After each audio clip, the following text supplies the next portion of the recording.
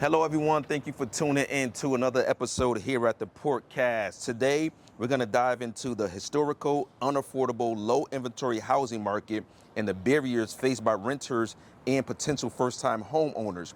There's a lot to unpack when it comes to this housing crisis. We're not going to cover everything in this video, and the things that we don't, we'll do it in upcoming videos. The goal is to bring more awareness to these issues and have a better understanding of this housing situation that we're in. I'm with Calvin Ayala, who's going to be the subject matter expert today. How you doing today, Calvin? How are we doing today, Denard? Thank you for having me here on the Portcast, representing the city of Bridgeport. And so, Calvin, can you give the viewers some insight into your background and your experience to be able to talk about this so-called housing crisis? Yeah, so once again, thank you for having me. My name is Calvin Ayala. I'm an economic development strategist and with a consultant firm led by us and associates. We are here in the great city of Bridgeport, and I have taken an interest in housing policy and housing advocacy and the type of real estate development and economic growth that's necessary in order to sustain initiatives that help all people level up, as we say, to have opportunities, to have adequate housing, as well as assist with some of the other social economic factors that impact those that are dealing with housing inequality or lack of housing. So we're looking forward to diving more into the conversation about what we can do as viewers and how we can be part of the conversation to amplify this very important message. Okay, so a term I hear a lot around housing is housing crisis. The definition of crisis is a time of intense difficulty, trouble, or danger. Is this an accurate description of what is happening today with housing? Yeah, we are living in troubled times, and crisis is the absolute best word to use because it expresses a sense of urgency, right? And if not now, when? We have a true affordable housing crisis, not just in the city of Bridgeport, but throughout the state of Connecticut, and it's an actual pandemic emergency. We have a housing crisis all around this country in major cities. What we have to do is understand, how did we get here?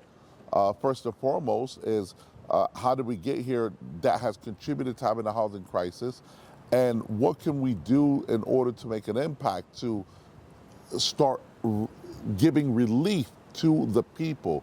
We don't have 3, 5, 10 years to build ourselves out of a housing crisis where we just say, well, just build more housing. So it's not a simple supply and demand issue, and that's one of the things that we want to start the conversation on with this series of videos, to ensure that the public becomes better informed and understanding what are the true problems that are contributing factors, and what solutions on the low end all the way to the high end are available to start working to alleviate this housing crisis that we're in. So let's start with the term affordable housing. In your opinion, what is affordable housing? Yeah, so affordable housing has been very misconstrued over the years. The federal government defines affordable housing as housing that does not take up more than 30% of your take-home income. So for example, if you make $100,000 a year, 30% of your income would be $30,000. You should not be spending more than $30,000 a year on your housing and your utility bills, just to have a basic roof over your head. Now, that can be in the form of a mortgage, or it can be in the form of rent that you have in a lease. The real problem we have is when we take cities like the great city of Bridgeport, where we have close to 150,000 people. Well, what is the true average medium household income? And how many renters do we have that make $100,000? The truth is, we have shortfalls. We're closer to $55,000. So at 30%, what we have is a long series of renters here within the city that are cost burdened. Statistically, 52% of the residents of the city of Bridgeport, whether homeowners or renters, are currently cost burdened, meaning they're spending more than 30% of their household income on just rent and utilities. What or who dictates the price of affordable housing? Is it the financial markets? Is it the town or city you live in? Or is it the developers or the landlords of these properties? Yeah, so it's a good question. It's almost asking, well, who's responsible?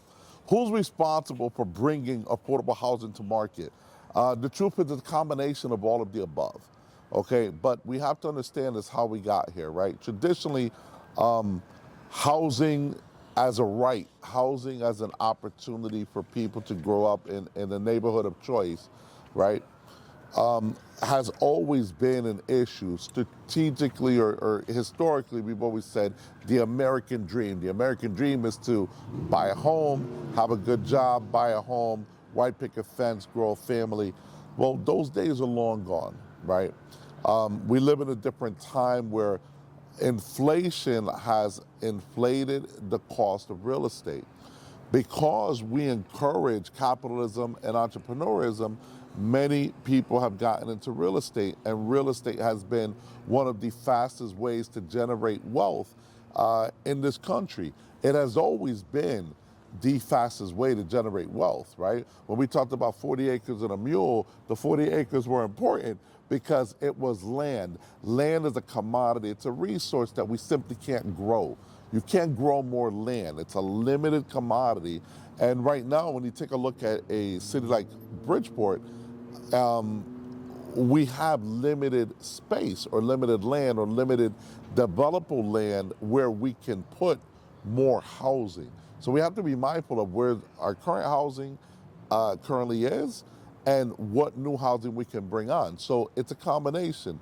The government plays a role in helping the housing costs stay down. Taxpayer funding on federal and state level helps keep costs down in the form of subsidies and programs. You have your housing authorities run by the Housing Urban Development on a federal level. So we have Park City communities locally. And then you have the social responsibility of landlords on whether or not they should keep housing affordable or what threshold do they want to meet in terms of how profitable they want to be. See, they can be profitable. It's how much profit do they want to drive. And that's the quandary between capitalism and the crisis. Because now we have an opportunity where the real estate is outpacing so many other factors. But as long as an investor can get the price they're asking for, why wouldn't they? But in order to get it, the peril is high rents.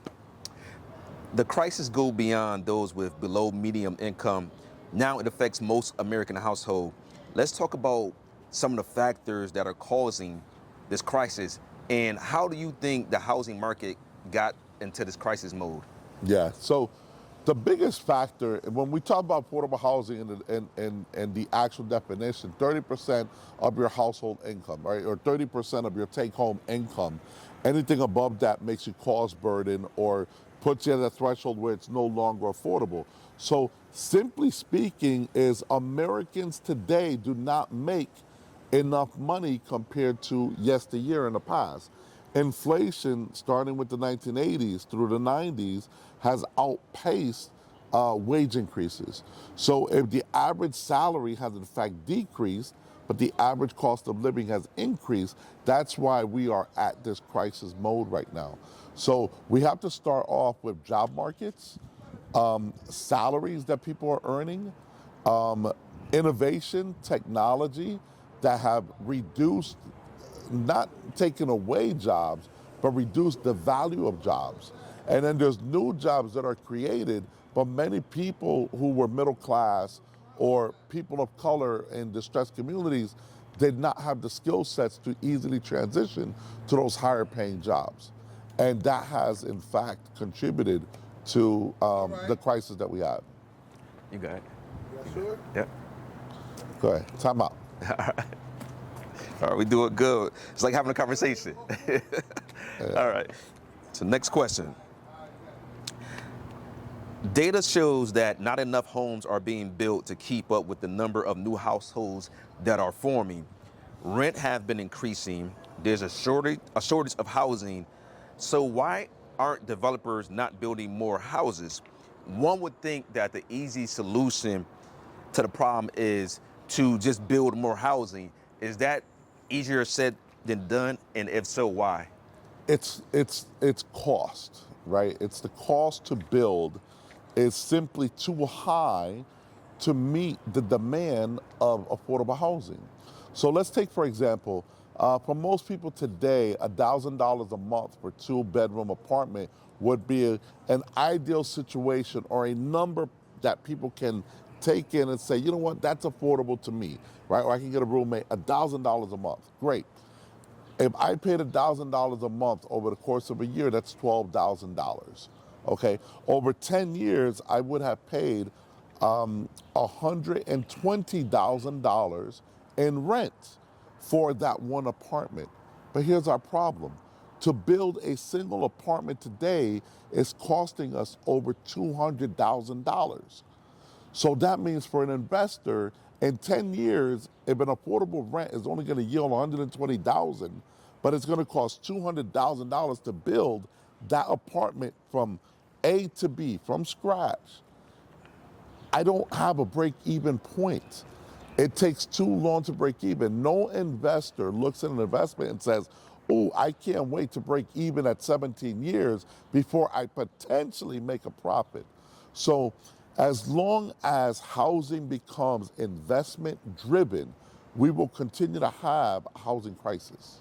Okay, so let's touch on that a little bit more about why the developers are kind of reluctant. Usually, developers are eager to take on housing projects in places where conditions are favorable and they see a opportunity to make a profit. If there is a demand for housing, contractors are more likely to create and sell property. So building more homes could resolve the low inventory problem and even drive down rent. But as you said, it's the cost. So how do you incentivize developers to build? And how does local government and city ordinance play a part in this? Wow, so that's a loaded question because there's a question within your question that was not asked. Okay. And the question is, why are developers not building in a city like Bridgeport as opposed to a city like Stamford if the demand is so high in the city of Bridgeport for housing? Well, the truth is the demand is high for housing all around the state of Connecticut, but it comes down to the market and the market rate.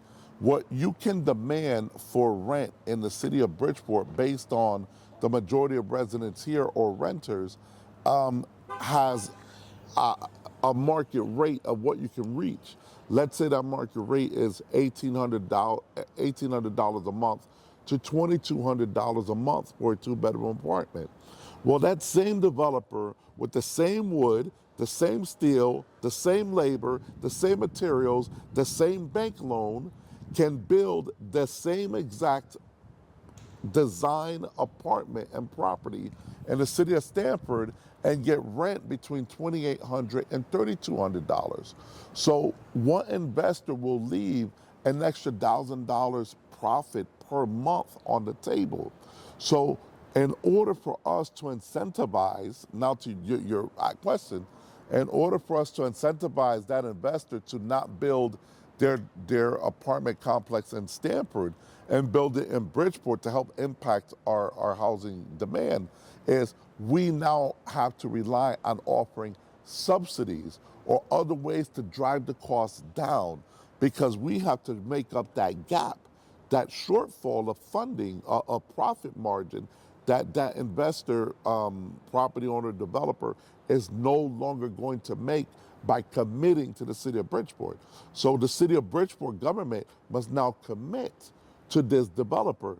And those subsidies can be in the form of a tax abatement where there's a better property tax structure that's lower than normal until the site gets built and over time allows the investment to level up and close the gap of losses. There's things such as low-income housing tax credits. There are other subsidies, or give funding at a very low interest rate to help plug the gap, to shorten how much profit margin the owner, investor, developer is going to lose by choosing to build in Bridgeport. So it really becomes now a public-private partnership between the builder, the developer, and the municipality or the government. And that's the only thing the government can do, is step in and help close the gap. Because for an investment standpoint, it doesn't make sense. Okay. So let's run down some of the misconceptions about short-term affordable housing solutions. The first, if the Fed's lower interest rate, this will solve the housing problem? No, not necessarily. I mean, the interest rate really impacts those that are in position that have purchasing power, right? So if your cost burden and you didn't get a raise of your job, your credit score is 500, you're still not in a position to take advantage of a lower interest rate. So lowering the interest rate makes it easier for people looking to buy a home and they want a lower mortgage rate. It makes it easier for someone that's investing to buy a multifamily home. So only those of us that are in position to take advantage of a solid credit score and being bankable, meaning a bank is willing to give you a loan. That's the only thing. The only thing lowering the interest rate is going to do. It does nothing to help our supply-demand crisis. It does nothing to bring new housing to the marketplace. It does nothing for assisting those who are looking for adequate housing with, let's say, Section 8 vouchers, but they have a problem finding it. So the next one, regulating rent is a long-term solution to high rental rates. So that's a misconception. So we hear terms such as rent caps or rent control. And in the idea of rent control is that we can cap or control how much rent can be billed to a tenant. So in theory, that sounds great, right? If you're saying, hey, I cannot charge more than $1,200 for rent for this apartment. But what happens when the expenses for that apartment building go up on the landlord? Such as the property taxes going up by 20%. So instead of $10,000 a year, the property taxes are now $12,000 a year. What happens when the fees go up for water and sewer responsibility? What happens when insurance goes up because flooding has been a problem in the neighborhood, and now the insurance cost is almost double to that investor and owner? There has to be a pass-through or way that the investor, landlord, is able to pass down those fees to the renter. So that's a typical reason or good reason why rent will go up. So we got to be careful there, because capping the rent limits and stymies the owner of the property. So then two things happen. No new development will happen, because you're basically saying from the outset how much money a builder can make when they build something that is currently overpriced, right? So you're already limiting and handcuffing me. So why should I build it if you're going to have rent controls? The other thing that happens is, and this happened in New York, is existing properties that were rentals were then converted to ownership, to condominiums.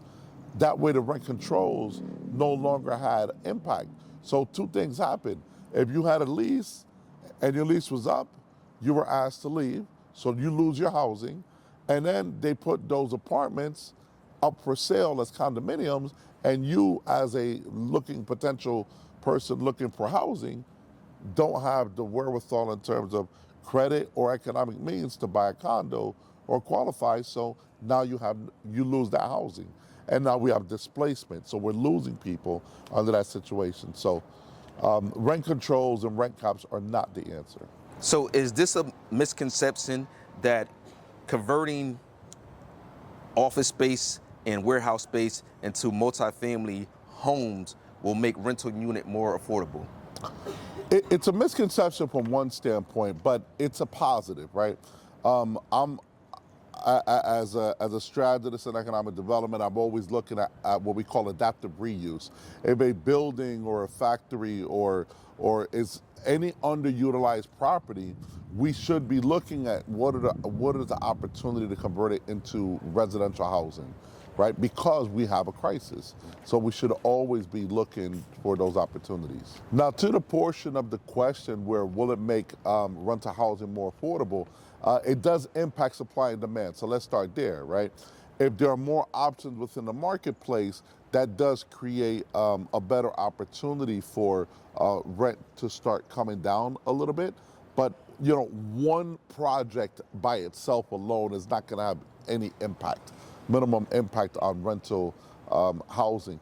And the other reason why I say you got to be careful is it's great to add this new housing to the marketplace, but what a builder or investor has to put into converting an old building into housing, residential housing, you now have to put in new plumbing, new electrical lines, heating and cooling systems, new walls, new carpets, new flooring, new appliances, brand new bathrooms. So everything is going to be new. So why should the newest product in the market be the most affordable in the marketplace? And that's where I tell people to caution is the creation of new housing by default should not be quote unquote your affordable housing. The creation of new housing should be places that someone that's been renting somewhere for 4 or 5 years and is now making a little bit more money and they want to move into a nicer neighborhood or live in a particular area that these new apartments are being built, they can now move, transition into that new apartment. They're willing to spend an extra $200, $300 a month because it's new. And then the unit that they left behind, that is your affordable housing unit. So that's really the missed opportunity here that people don't understand. It's a push-up system, but we have to create new housing opportunities that people want to move into. And as new people move into the new housing opportunities, it creates this bottom rung openness of apartments and rental housing for the marketplace at a much lower cost. So this housing crisis, there is a lot to unpack here.